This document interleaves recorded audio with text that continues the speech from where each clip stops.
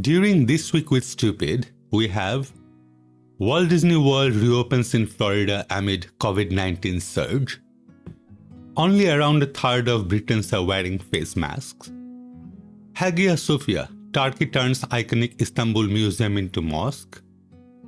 iOS applications copying data without permission and reason. Let's all get rich. TikTok traders want to send joke Dogecoin to the moon. UK government to launch call for evidence into loot boxes. And finally, Kanye West Presidency announcement. At the end, I promise I will have something to cheer you a little bit. If you have liked this video, please do remember to like and subscribe for future updates. With that being said, let's jump into it. We're all stupid. We're all going to die. Walt Disney World reopens in Florida. Oh, great. Over 250,000 cases of COVID-19 had been reported in Florida, among with 4,197 deaths. And in midst of all of that, Magic Kingdom and Animal Kingdom opened on Saturday. Epcot and Disney's Hollywood studios are expected to follow from 15th July. They have made some changes though. Guests can no longer drive up to park for same-day entrance. They have to make reservations as part of an effort to limit the number of people in the park each day. Disney is also requiring face masks for anyone above the age of 2 and is taking temperatures before people are allowed in. Inside the parks, social distancing is being encouraged and enforced with markers on the ground. Lines for rides are being spaced out. Physical barriers like plexiglass have been put in place where distancing is not possible. The world is changing around us, but we strongly believe that we can open safely and responsibly, said Josh D'Amaro, Disney's theme park chairman, in an interview with the New York Times. COVID is here and we have a responsibility to figure out the best approach to safely operate in this new normal. Well, what do you think? According to the Financial Times, only 36% of people are wearing face masks in public spaces. Despite masks being compulsory on public transport in England and Scotland, the site found that up to 1,750 people a day are not wearing masks on the tube. Come on, people. Will someone please think of the children? That's a reference to Simpson, just in case you're wondering why I'm bringing children into it. Assuming you don't don a mask, in which case it would be mundane for me to explain to you that what you might have heard and believe about masks and health concerns are hoax. I did make a video about it though. Instead, let me appeal to your morality. It doesn't cause you any harm, so would you please take your freedom elsewhere and follow the laws like rest of us? Thank you. On 2nd of July, a Turkish court has delayed a decision on whether the Hagia Sophia in Istanbul can be converted into a mosque. Then on the 10th, Turkey's President Tayyip Erdogan announced the decision after a court annulled the site's museum status. Built 1,500 years ago as an Orthodox Christian cathedral, Hagia Sophia was converted into a mosque after the Ottoman conquest in 1453. In 1934, it became a museum and now a UNESCO World Heritage Site. Islamists in Turkey long called for it to be converted to a mosque, but secular opposition members opposed the move. The proposal prompted criticism from religious and political leaders worldwide. Defending the decision, President Erdogan stated that the country had exercised its sovereign right in converting it back to a mosque. He told a press conference the first Muslim prayers would be held inside the building on 24th July. Like all our mosques, the doors of Hagia Sophia will be wide open to locals and foreigners, Muslim and non-Muslims, he added. Making change at Hagia Sophia is profoundly symbolic. It was Kemal Atatürk, the founder of modern secular Turkey, who decreed that it should be a museum. President Erdogan is taking one more step to dismantle Atatürk's secular legacy and remold Turkey according to his vision. The Turkish leader, who presents himself as a modern-day conqueror, is making no apologies for the change. He says anyone who doesn't like it, and plenty abroad don't, is attacking Turkey's sovereignty. Reclaiming Hagia Sophia plays well with his base, religious conservatives, and with Turkish nationalists. Critics says he is using this issue to distract attention from the economic damage done here by the COVID-19 pandemic. UNESCO has said it deeply regrets the decision to turn the museum into a mosque and called on the Turkish authorities to open a dialogue without delay. The organization had urged Turkey not to change its status without discussion. In a letter to Mr. Erdogan, the World Council of Churches, which counts 350 churches as a member, said the move would sow division. Well, I'm agnostic, so my opinion is likely to be biased. Then again, I'm from a Muslim family, so I'm also Uncle Tom. I support secularism, the principle of the separation of government institutes and persons mandated to represent the state from religious institutes and religious dignitaries. Being a museum, it remains a place where anyone can visit. When it becomes a mosque, I'm sure certain restrictions would apply, especially if you're of the female persuasion. If you're Muslim and support this change, may I politely remind you about the time when Vishwa Hindu Parishad and allied organizations destroyed Babri Masjid on 6th of December 1992 in Uttar Pradesh, India. Eye for an eye leaves the entire world blind. Recently with iOS 14, Apple has added a new notification that tells you when an app tries to read your clipboard, and it reveals some disconcerting facts. Seems like way too many apps are reading this content way too often without any reason. Some of the offenders are TikTok, Al Jazeera English, CNBC, Fox News, Reuters, Russia Today, The Economics, The Huffington Post, The Wall Street Journal, Bejeweled, Plants and Zombies Heroes, PUBG Mobile, Viber, AccuWeather, AliExpress Shopping App, Hotels.com, Sky Ticket, The Weather Network, Reddit, LinkedIn, just to name a few. Sexy selfies, password copied from your password manager, bank account information, Bitcoin addresses, yes, scary, yes. Anything you copied recently, they will paste it into themselves. The covert content copying is possible not only for the device's local data, but also on nearby devices, as long as the devices share the same Apple ID and are within about 10 feet of each other. That's enabled by Apple's Universal Clipboard, a clipboard that enables content to be copied on one device and then pasted into an app running on a separate. TikTok, the video sharing social media phenomenon that young people love and their parents love to haul into court over child privacy law violations, have shelled out a changing story about this to media outlets, including Forbes. First, TikTok owner ByteDance said the problem wasn't its fault. Rather, it blamed an outdated Google Ads software development kit that was due to be replaced. But as the clipboard warning in iOS 14 has been made clear, ByteDance didn't stop the invasive practices back in April, as it has promised. Now the iOS 14 warning had caught the company red-handed. Jack Dockman writes, still doing something they shouldn't. Which brings us to, India has banned TikTok. This has come into place after the recent border clash between troops from India and China that left 20 Indian soldiers dead this month. The Trump administration is apparently considering ban on Chinese social media apps, including the popular video app TikTok. Pompeo compared the administration's TikTok plans to its crackdown on Huawei and ZTE, which included locking them out of government contracts. It's true that TikTok has been banned from many government employees' work phones, including members of the US military, and some lawmakers are pushing for an even broader restrictions.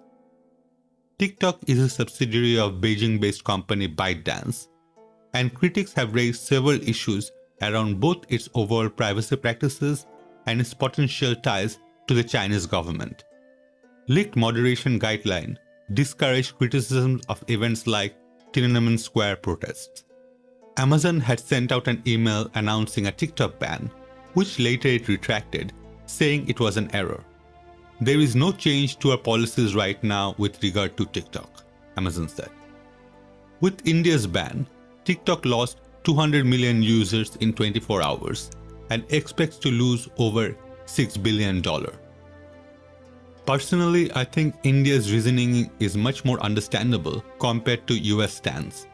There are many American-based companies that does the exact same thing, and we all remember Edward Snowden. Do I think this app might store data to help CCP? Yes, I believe that. Do I have it installed? Hell no. I don't even use Snapchat, as it would help a particular government with their research on facial detection. What is your view? Do you use TikTok or any of the other apps? Are you worried about your personal data getting leaked? Let me know. The world of Bitcoin and cryptocurrencies has been set alight this week by the sudden surge of Dogecoin, a joke cryptocurrency that's doubled in value in the last 2 days thanks to videos posted on controversial China-based app TikTok by user Galanty. This video racked up almost 1 million views, with the likes of Barstool Sports' David Portnoy pushing it onwards. Let's all get rich, Galanty said in a July 2nd video. Dogecoin is practically worthless. There are 800 million TikTok users. Once it hits $1, you will have $10,000.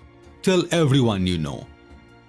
Dogecoin, a tongue-in-cheek Bitcoin rival, named by Tesla chief executive Elon Musk as his favorite cryptocurrency last year, is now worth $0.0046, up from $0.0023 earlier this week, effectively making it the cryptocurrency equivalent of a penny stock. Unlike Bitcoin, Dogecoin has no cap on its supply. There is no limit to the number of Dogecoins that can enter the market, a feature that practically guarantees inflation, meaning each Dogecoin will generally be worth less over time. At press time, there were more than 125 billion Dogecoin on the market, with 10,000 more entering every minute on average. The large and constantly increasing supply of Dogecoin has a tendency to dampen the price action of speculators. On July 7 to July 8, Dogecoin rose by 43% from 0.0027 to 0.0053, one of the largest increases by the coin in a single day. The pump could not be sustained, however, and the coin fell to lows of 0.035 the following day. But then another pump, this time on Wednesday, and to heights of 0.052. That didn't last either, and the coin then fell to its current price 0.036. Much of its collapse occurred on Thursday and Friday, but Dogecoin had a particularly nasty shock when it fell from around 0.039 to lows of 0.0034, a fall of 12%. Trading volumes have also decreased as people lost interest in the coin. On Monday, before the madness, daily trading volumes were about 183 million. By Wednesday, at the peak of the dump, volumes rose to $1.2 billion. As of Saturday, they have fallen to around $180 million again. Unfortunately, many TikTok followers, mostly young people, lost their savings in this get-rich-quick scheme. Well, obviously someone did get rich.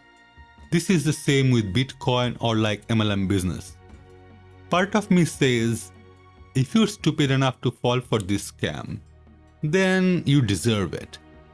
Then another part feels sorry, the same way I would for a hurt puppy. Maybe you do need to be told. At least that gives justification to all my debunking videos. Quick refresher.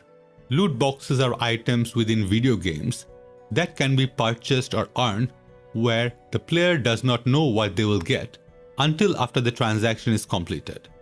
This can include power-ups and cosmetic upgrades, known as skins.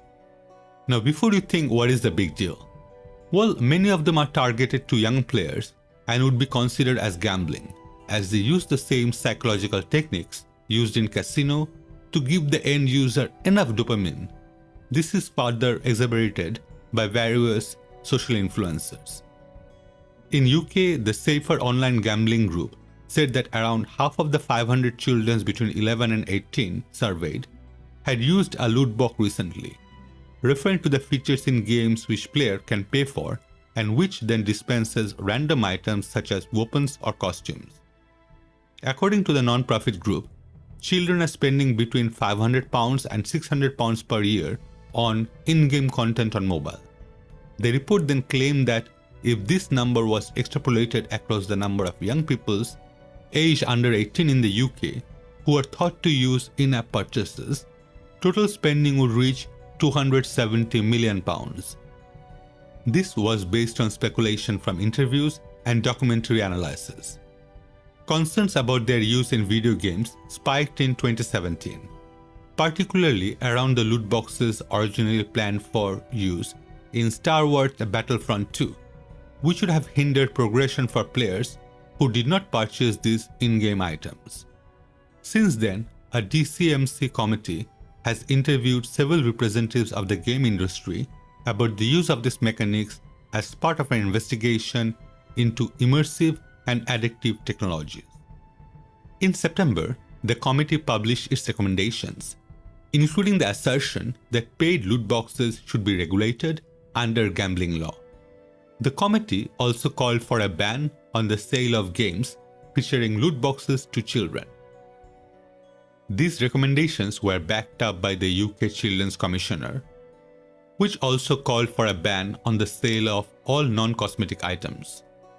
A senior executive at Electronic Arts had the following to say to the United Kingdom's Parliament. Well, first, we don't call them loot boxes. I think that was... Whatever term you wish to apply to them, do you consider them ethical? So what we look at as surprise mechanics. But I think it's important to look at this. Okay, so just to be absolutely clear, your loot boxes or surprise mechanics, you have no ethical qualms whatsoever with. So I think you're recharacterizing my language. What I said is I think the way we've implemented our FIFA Ultimate Team packs is ethical. Okay, other than FIFA and other games that you provide, are you equally comfortable and relaxed about For them? all of the games we have on the market that have a randomized content mechanic, a surprise mechanic, a loot box, I have no qualms that they are implemented in an unethical way. Loot boxes are currently not classed as gambling in the UK, as they cannot be sold for cash value. Although it has been observed that third-party websites enable this, as players are able to sell cosmetic appearances or skins to each other. This is already the case in Belgium and the Netherlands, where companies such as Electronic Arts, 2K Games, Blizzard, and Psyonix have had to remove paid loot boxes from their titles in those markets. This deserves a video of its own.